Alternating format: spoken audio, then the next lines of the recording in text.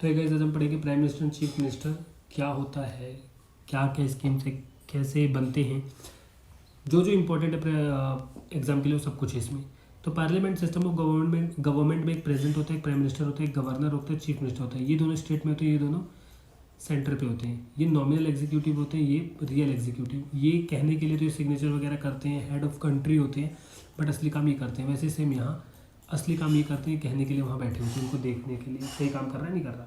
ठीक है, यहाँ पे वही लिखा हुआ है। सेंटर में प्रेसिडेंट जो कि हेड ऑफ कंट्री भी है, prime minister head of government है, at state head of state governor, head of government chief minister. Provisions related to Prime Minister and Chief Minister, appointment and oath. Article 75 President, Article 164 Governor. Constitution does not contain any specific procedure. संविधान में ऐसा कोई procedure नहीं है। According to the convention of parliamentary system, leader of the majority party is appointed as PM.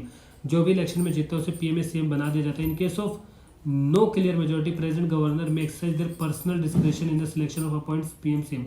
अगर कोई भी majority rule नहीं आता है, सिर्फ टाई हो जाता है, तो ये दोनों खुद डिसाइड करेंगे कौन बनेगा।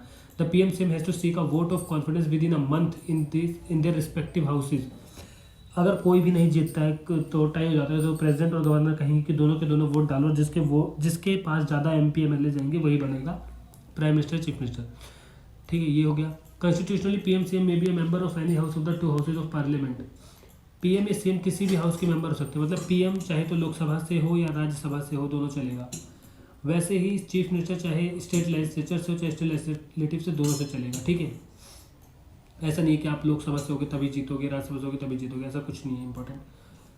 अ person who is not a member of the parliament state legislature can be appointed as prime minister CM for 6 months. क्योंकि हमने पीछे पढ़ा था मिनिस्टर बन सकते हो 6 महीने तक, लेकिन आपको 6 महीने के अंदर मिनिस्टर बनना पड़ेगा किसी न किसी लोकसभा या राज्यसभा या स्टेट लेजिस्लेचर या स्टेट लेजिस्लेटिव में, स्टेट या यूनियन लेवल पर अलग अलग। ठीक है, ये हो गया।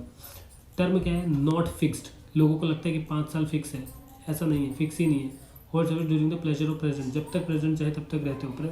चाहे का क्या मतलब होता है कि जब तक आप सरकार आपकी बनी हुई है तब तक आप बना सकते हो, 5 साल तक बनी है। वैसे तो 5 साल होता है कि आप रहो, लेकिन कोई फिक्स नहीं करेगा संविधान में।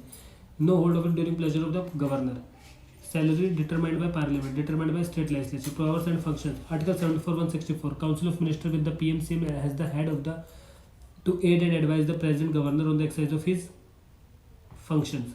तो council of minister prime minister के साथ बैठते हैं और ये डिसाइड करते हैं कि प्रेसिडेंट क्या क्या आदेश दे रहे हैं, प्राइम मिनिस्टर वैसे ऐसे काम करते हैं। तो ये सब कुछ खेल जो प्राइम मिनिस्टर उनकी मेंबरशिप का ही होता है।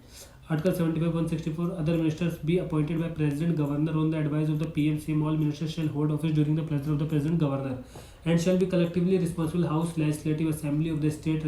रेजिग्नेशन और death of the PM CM automatically dissolves council of minister. अगर PM या CM कोई मर जाता है या कहीं चला जाता है तो तुरंत के तुरंत काउंसिल ऑफ मिनिस्टर डिसॉल्व हो जाएगी, सरकार खत्म, नया प्राइम मिनिस्टर आएगा, नई सरकार बनेगी। ठीक है, फिनिश। Thank you.